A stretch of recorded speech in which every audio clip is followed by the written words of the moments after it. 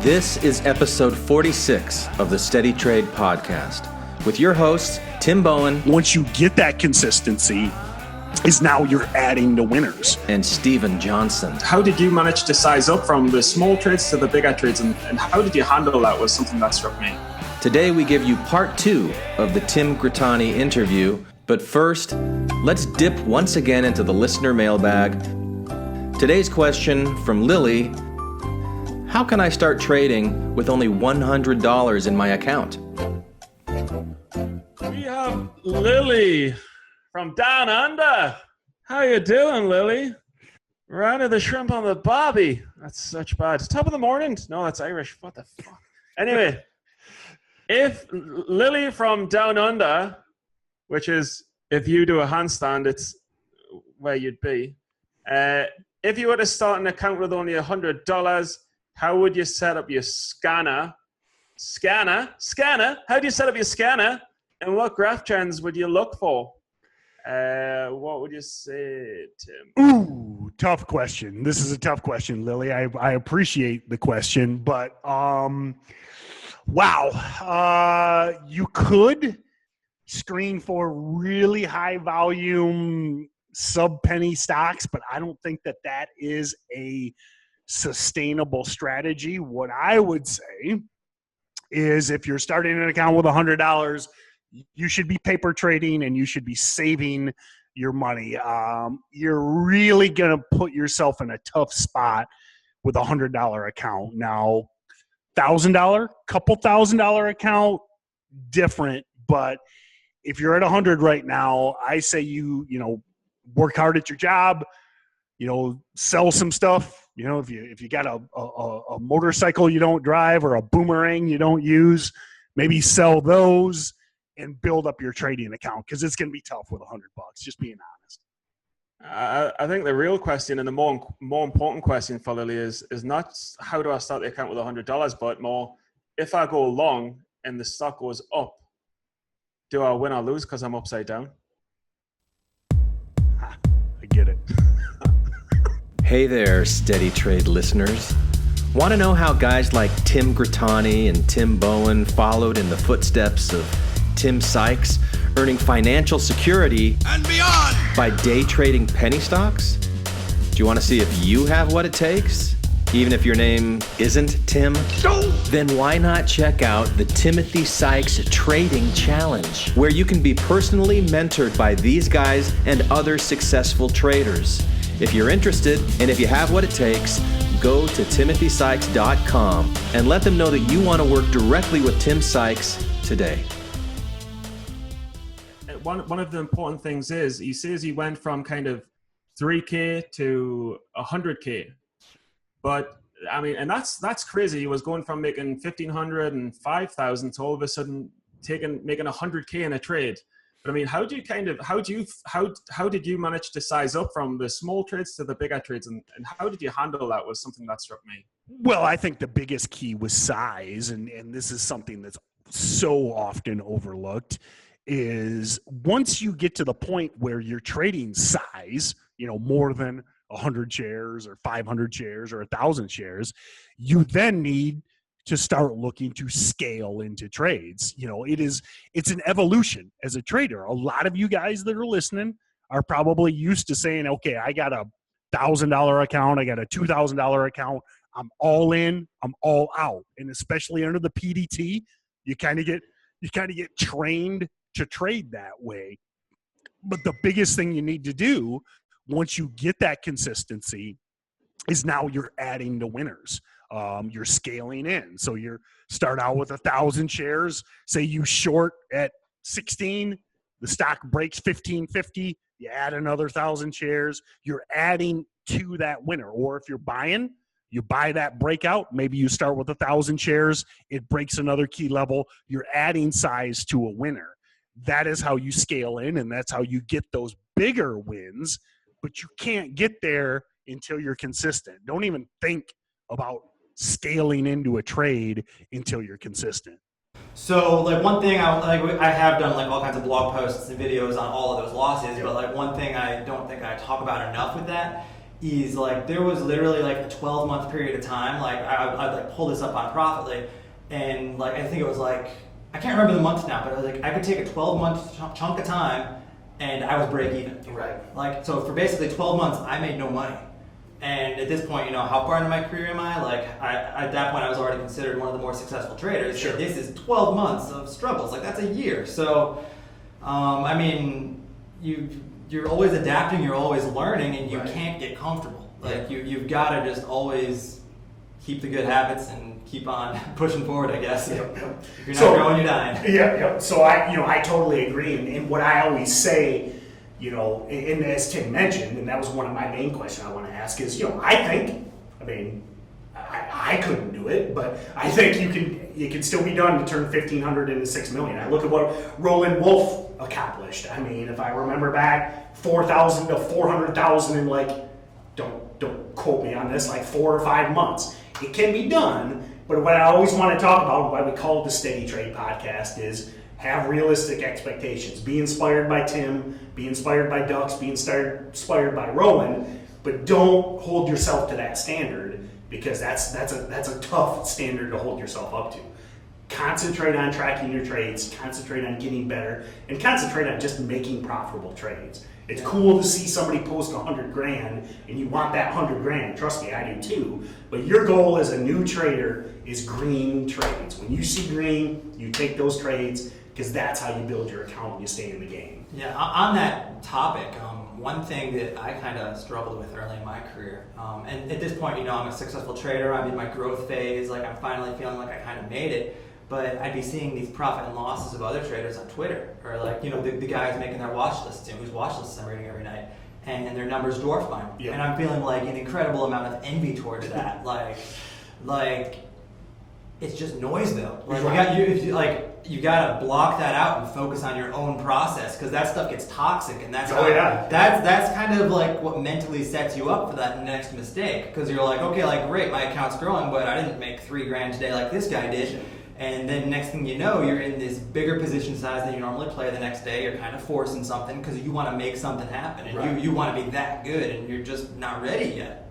Yeah, that's one of the reasons I go off on Twitter so much, is because these guys, you know, short the front side of the move, short day one, post these ridiculous profits, and they're not taking into consideration that some guy with a $1,500 account is the one reading that tweet. I mean, it's Twitter. Mm-hmm. Obviously, I always joke, Paul Tudor Jones isn't reading your tweets. You know, Warren Buffett ain't reading your tweets, okay? It's the small trader that suddenly finds out that these stocks go up, straight up and straight down. Well, he can't ride out that run like you can. So that's why I always complain so much. Right. Well, and for a while I was that guy. I was like, there was definitely a span of time where on Twitter I was posting my profit loss every day, and but I kind of realized it was like just kind of useless. Right. It's like you don't know the emotions I went through in that trade. You don't know how much I might have been down on realized at one point in that trade. The thing. Yeah, like guys were saying like, oh, they like it because it's inspiring, but like it still kind of paints an unrealistic picture. Like you can make. I mean, especially with Tim. I mean, he trades big size. I mean, you can make 50,000, but if it's a shitty trade, he could have been down 200 on that trade. You know, just because he made 50 grand doesn't make it a good trade. You know? Yeah, maybe if you're like posting a chart with it and like all your entries and exits and talking a little bit about like the psychology that was going on during that trade, then it becomes like a more useful thing. But the numbers by themselves are meaningless. Yeah. One of the other points that he was talking about was he was saying I would make kind of $1,000 or $2,000, and then I'd look at someone else who was up like 10 grand. And what I thought was interesting about that is he was saying that all that stuff is just noise. That was the line that he's just used. All that stuff is just noise. And I think what's really interesting about that is it's true that you can only take what the market gives you, and you can't kind of trade other people's patterns. You can only trade your pattern. And it was something that Sykes said to me a while back as well. You can't force success. It happens when it happens. Yeah, and I think, you know, I've talked about this a lot, whether on the podcast or past. One of the topics for a lot of my presentations at a lot of the penny stocking conferences was exactly that. Twitter's great. Chat rooms are great. They're a resource, and they're great for, say, spotting a ticker. Maybe you didn't see this thing. You know, maybe somebody's like, hey, this day 5 runner is breaking down, and you're like, ooh, I forgot about that. But that is the extent of what you use alert services for. That's the extent of what you use chat rooms, Twitter for. Is it has to be your trade, and you can say, "Oh, I'm not affected by what these people are saying," but I'm telling you, I do it. Everybody does it. You see all these big name guys bashing a stock. All of a sudden, you're short, and it wasn't on your scan, wasn't your plan. You have to own your trades. Exactly, and the funny thing about that is, and the one rule that I should really have, and I probably after I take this loss, I will have it, and it's if you've tracked data on it, if you've seen it over and over and over, if you know every kind of variable of it, then take it with big size, because you know exactly when the get out point is. Yep. But if it's on instinct, if it's what someone else said, if it just looks good, then take it on small size, because you have no idea when that turning point is. And if you get wrapped up emotionally in it, like for me with certain stocks, like I know if it does this, I've got to get out. Yep. Because that's like the best likely exit I can take. But with other stocks, you start thinking mind games, oh, it should come down, it's up too much, this, that, and the other. And before you know it, it's a big loss. And you can, and again, ultimately only we can see inside our heads. But I've been there, recently. I mean, I'm looking at this stock and I'm like, well, this guy says this, I'm gonna let my stop slide a little bit because he's so confident. And exactly. And that's why it's best. It's best just to shut all that stuff off, and especially if you find yourself doing that. Now, it's different if, and here's the delineation, and I sometimes struggle to kind of explain this, but it's different if you're like, okay, HEAR, I want to short this if it's red on the day, it's 3 weeks into a run, et cetera, et cetera, et cetera. And then you see guys on Twitter chat room confirming your bias. In this situation, confirmation bias is a good thing. That's a little different. But if you show up like Steven does, hungover, barely awake, and you're like, oh, I need something to trade today, and you see that will never work. Use it to confirm your bias. Use it as part of your plan. But unless it's your idea, unless it's your plan, avoid. Yeah, and it goes back to that old thing as well, as use chat rooms as ideas of stocks that could be good plays, and then make your own judgment, look at them and think, yeah, I really like that, but this is my plan. I'm not taking your plan. I don't even want to hear your plan. I just want to hear the ticker. For me. Your trades you're making now, shorting jump, shorting day one runners and stuff like that, it's alluring to new traders. Right. Is it feasible for new traders kind of in the time, with the situation with borrows and locates and stuff like that? Because I get asked a lot. I get asked, I'm like, hey, I saw this guy short this stock that went from 1 to 3 and back to 150.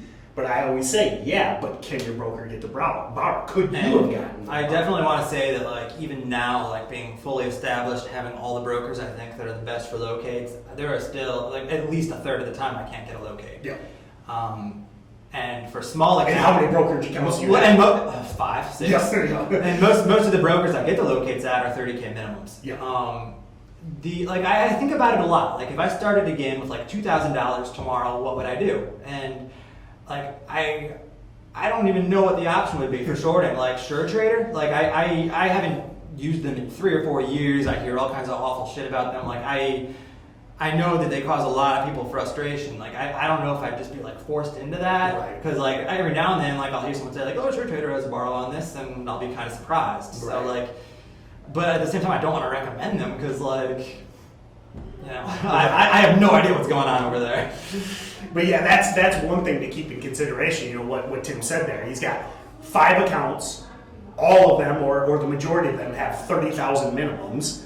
So he's still missing a borrow 30% of the time, roughly, with 5 $30,000 minimum accounts. So, and again, I'm not bashing short selling. I love shorting.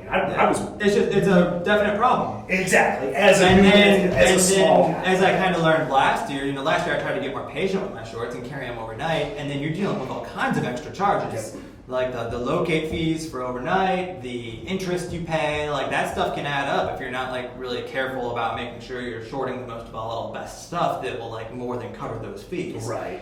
So yeah, I mean, like back to like what I would do if I was starting with 2K again, and let's say I just decided Church Trader was like too sketchy and I didn't want to be there. I mean, I'd have to be it'd have to be long strategies, I think. Like the only place I can maybe get a borrow sometimes would be E-Trade. Yeah. And so like I'd have to be primarily focused on longs. I would still be playing breakouts for sure. Yeah. Like the listed breakouts, OTC breakouts, I'd be all over every one of those I saw. But the problem is they don't come around that often. Sure. So, you first of all got to be really selective with that, but then I'd also have to be like studying my ass off trying to like get better at my other longs. Like I just talked about, I'm struggling with those right now, but like I'd have to figure something out because I would want like that second setup to complement it.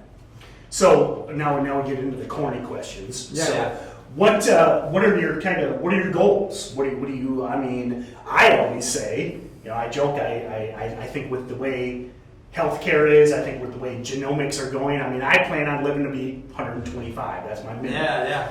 I plan on trading until I'm 124 3/4. It was funny. I filled out an IRA form, and part of it was a retirement account. They force you to pick your retirement date, and I'm like, what? No, Wow. just so it could give you the little graph. Yeah. But it wouldn't let me buy it. So I'm like, I typed in 99, and it wouldn't take it. I'm like, fine, I'll retire at 90. It let me type in 90. Yeah. But I don't plan on retiring at 90. So do you plan on trading for the rest of your life? Kind of what are your goals? What do you want to do? I want to scale it back. Okay. Honestly. Like that's been very much on my mind lately.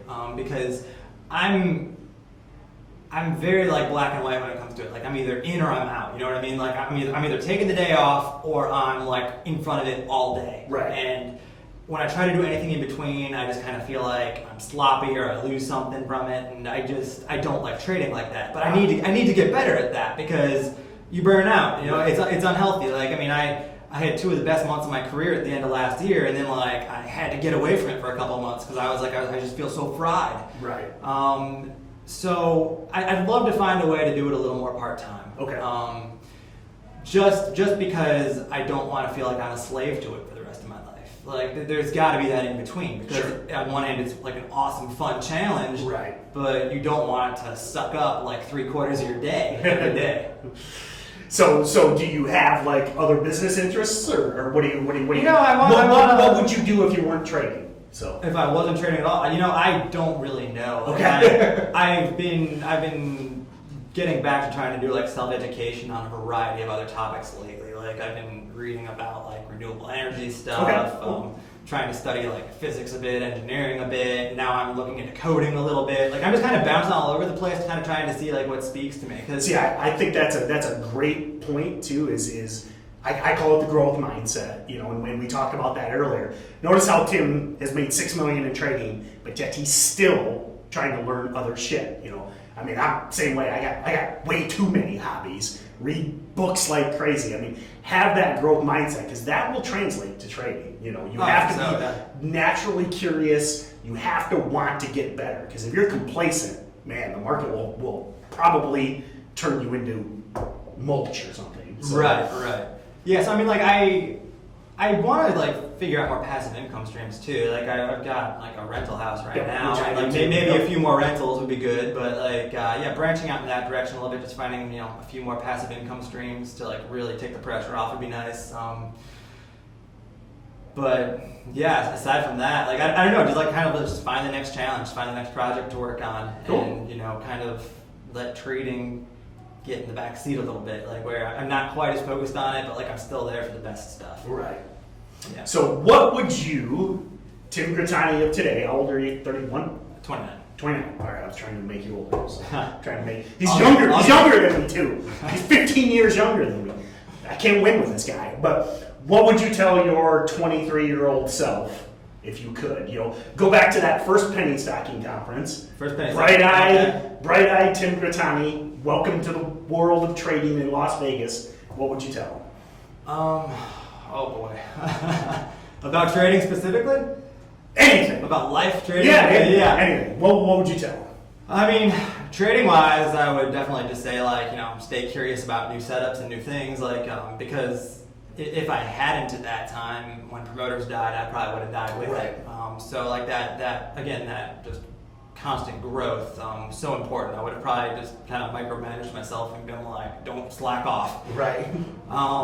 As far as life, I mean, I'd probably just tell myself, like, you know, make sure you can like step away and enjoy it sometimes. Yeah. Like don't let yourself get so slave to it, because I think I've kind of conditioned myself to that, like where I'll go on a vacation and I'm still spending way too much time on my screen. Guilty. And and it takes time. Like I eventually kind of detach from that, but it takes a few days at least. Mm-hmm. And I've never liked that side of it where I just can't mentally get away.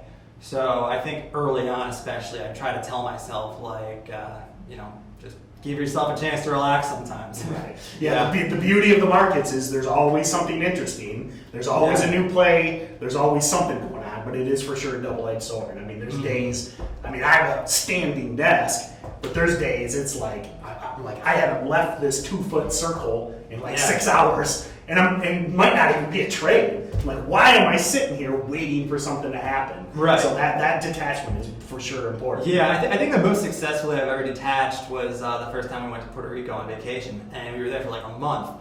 But like the system I was kind of in then was like I would like run my scanner at night, just see does anything on this scanner jump out at me as extraordinary. Right. And if the answer was no, I didn't even look the next morning. Perfect. Like I was just like, that's it. Like nothing showed up. That's fine. And it happened to be a really slow month. So like I think I went all month without like even really looking at the market during market hours once. Right.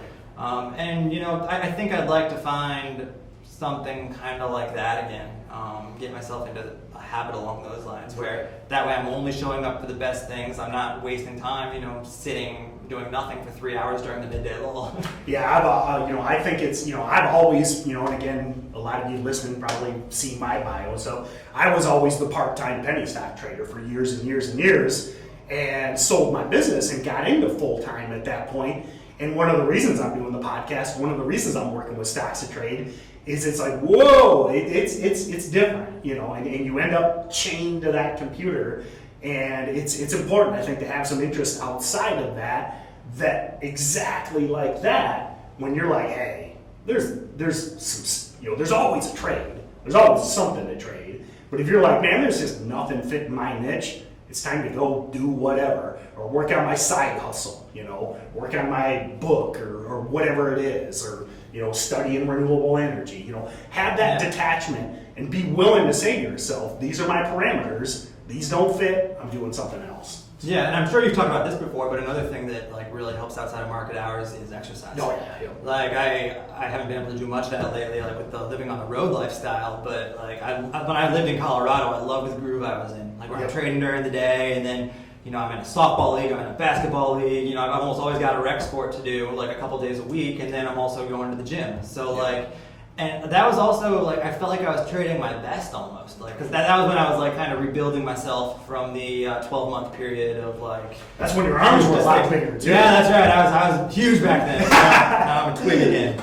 But, yeah, it was... That discipline for working out carries over. It really does. Well, and I think, and I read a lot of books and a lot of this stuff that is... Let's just restart. Yeah, I love that. I'll do it. Yep. I'll just start. I'll pick up right there. We're almost. I'll take a quick peek at my. Yep. Honey hasn't. It cracked a little. I'm good. Okay. Oh, only a little. But we're almost done. I'll just pick up with the exercise. No rush. Yeah. Let's see if I got it now. Blah blah blah blah blah blah blah. Okay. I've always said, and I read a lot of books and a lot of that whatever mumbo jumbo stuff, but I totally believe that. The brain's an organ, it's part of the body, and the body feeds the mind. And man, if you're eating crap, you're staying up late, you're not exercising, they're easy because all you do is click a mouse.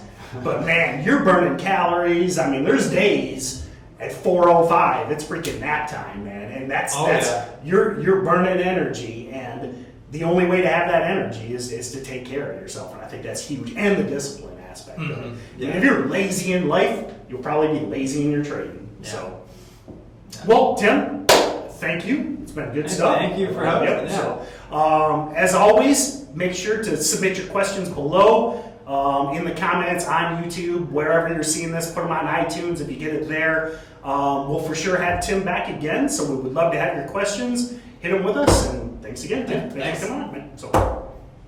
the last point was it was Tim Grittani, and you were saying, and which was interesting, you were saying if you could start over in the current market, would you be able to do it as fast, and would you be able to do it kind of again, and what would you do, because the multi-day pump and dumps aren't there anymore, or the pump and dumps which become obviously multi-day breakouts aren't there anymore. Shorting isn't as easy. There's not as many borrowers around. So how would you kind of do it? And I just wanted to make the point of, you were saying, because he was saying, should I use kind of StocksToTrade? He's like, I really don't want to recommend anyone use the StocksToTrade. I just wanted to add that for non-US people, I mean, obviously TradeZero is there. TradeZero is a broker. I'm not confirming them, but I know a lot of people that use them and they have good borrowers. Yeah, and again, it's and good point. I'd forgotten about them. We don't endorse. Do your due diligence. We're not recommending anything here, but I have heard as well as you that for non-US, that TradeZero has a pretty good reputation. So, yeah, and the last point was just kind of final thoughts on it, and just an incredibly humble guy. Probably what struck me the most, and it's only because I've seen hours and hours and hours and hours of webinars by him, but what stood out the most was when he said, "I'm nearly getting it." He said, and that was the moment of the whole interview for me. And he didn't even mean to say it. He didn't even realize what he was saying. He was just saying, "Yeah, I mean, I feel like I'm getting there." And that kind of humble attitude is the most important thing that you kind of need in the market, to never get overconfident, because when you get overconfident, the losses come. I think, in my opinion, if there is one takeaway from this podcast to you, the listener, and again, I try not to swear too much, but I tell you, it is no fucking coincidence that the arguably the greatest low price stock trader in the world ever is also the nicest, most fucking humble guy you'll ever meet. It is no coincidence. So in this situation, the number one takeaway is that old adage, just stay humble or the market will humble you. And I think that's the number one takeaway from this. Hi, this is Aaron, aka Double A Ron from New York City. And I like to go outside and find a stray dog, preferably an aggressive breed like a pit bull or a Rottweiler. Then I get real close, stare it down eye to eye until it starts to chase me. Then I run. That's right, I run while listening to Steven and Tim on the Steady Trade podcast. You can register to win real actual prizes at their website, SteadyTrade.com. And if you really like what you hear, give the podcast a 5-star rating and write a glowing review on iTunes. I did, and this is how we say goodbye in New York City.